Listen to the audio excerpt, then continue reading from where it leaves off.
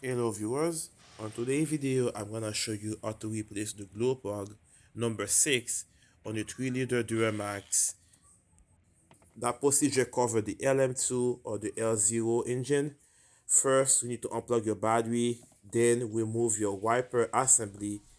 By removing that cover here, you can use a flat blade screwdriver to pop that cover off and take out that 15 millimeter nut here. And we're gonna close the hood and pick up on the wiper and wiggle it until it comes out. And now we're gonna remove those little push pin here all along the wiper cowl using a trim tool like this.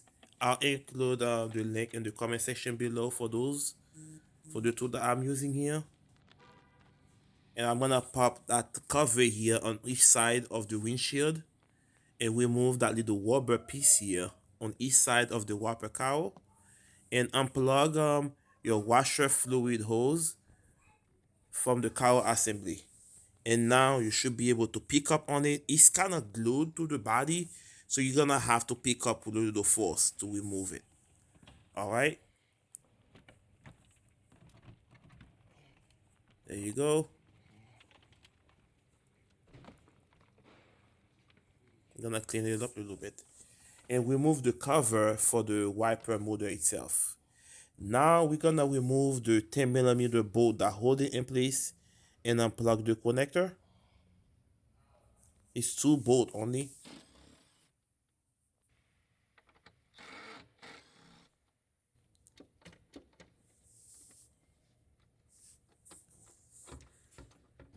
It's kind of it's being held by rubber bushing grommet on the wiper cowl. You're gonna have to pick up on it to unhook it, and we're gonna remove all those 10 millimeter nut that's holding the wiper cowl plenum.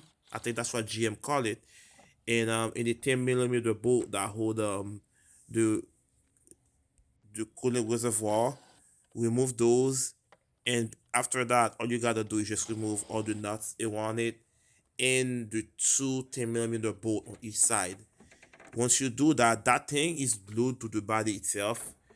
You're gonna have to re-glue it because if you don't, you're gonna have a water leak to the engine bay or inside the cabin. So it's after you remove it, you have to clean all the sealing surfaces with a razor blade is fine. I couldn't really show that procedure, but I'll show pictures of it.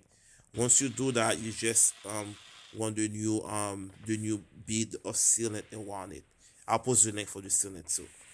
Now we're taking out the engine cover and the air intake tube here. It is 7 millimeter. Remove both and take the tube out. And now we're gonna remove the intake tube. I don't know what GM call it, but it's a tube. It's like an extension. You need to remove those. That goes to the turbo. And now we're gonna remove the charger cooler tube here and unplug the knock sensor. Unplug it, and it's held by two 10 millimeter nut. Remove them also.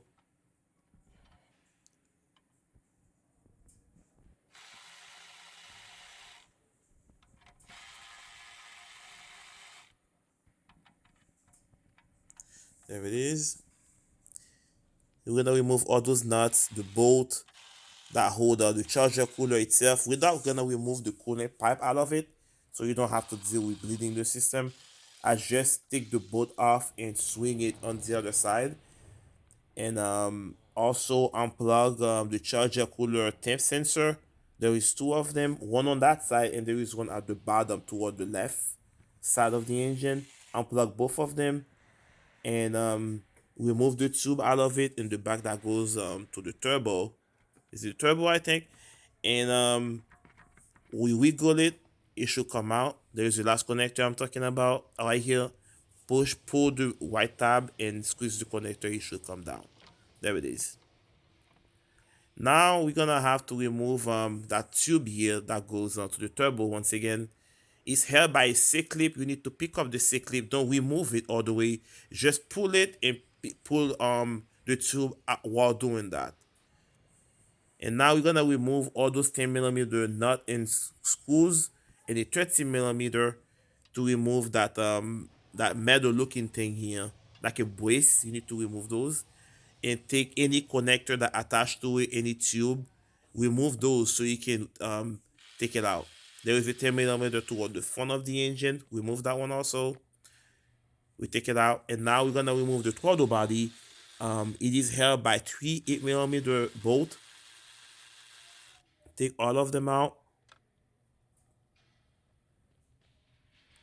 and now we're gonna remove the EGR tube here. It is held by 8 millimeter. Unhook it here, right there, and there is a 10 millimeter to the bracket. My EGR is kind of dirty, so I'm gonna clean it while I'm at it. And once you take those things out, now you can remove that installation pad looking thing here. You should see your injector wear, your glow plug on the side here. I'm touching here, and don't forget to unplug your fuel well pressure sensor. It's all the way in the back toward the glow plug number 6. You're gonna have to unplug that as well. And right now I'm trying to unplug the glow plug, but it won't come out. I use a little plier like this. Don't put too much effort on it. I just turn it to use it to turn it back and forth, and it just comes out. Because you might break the plastic or the connector. So I just put it like this. That part is optional, but I would suggest you do it. Is some penetrating fluid. I let the glow plug soak for a little bit for like 10 minutes, and the glow plug came up pretty easy. By the way, the glow plug, if any piece is missing from it, you're gonna have to retrieve it by any means necessary, meaning you might have to take the engine apart to do it. If you're not sure, I will let the professional handle that job. You need to compare the old glow plug to the new glow plug to make sure that it come out as a whole. You don't have any missing pieces down there. Now I'm gonna rim the glow plug hole with a special tool. I'm gonna add the link for that tool I'm using here in the comment section below. And it's time to install the new glow plug. It's pretty simple. You slide it in, you torque it down to 150 inch-pound. By the way, you need to start it by hand. It's highly recommended by GM.